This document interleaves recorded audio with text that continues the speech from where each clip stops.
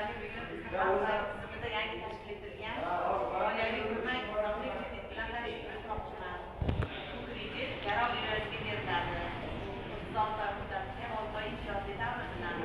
Endi garov deganiga nimalarni tushunamiz? Garovga asosan avtomashina. Avtomashinani yili 5 yil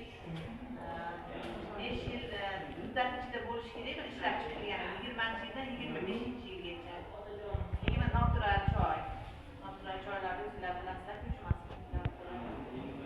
Bu moliyaviy ko'mak asosan bizda birinchi o'rinda borib sizlar soliq inspeksiyasi tomonidan o'z-o'zini band qilishga hujjat olib kelasizlar va unda ko'rsatib o'tiladi nima ishlar bilan band bo'lishinglar. Masalan, avtomashinalarda, yengil avtomashinalarda odam tashish bilan shug'ullanishlar yoki uylarda tomorqalar bo'lsa, tomorqalardan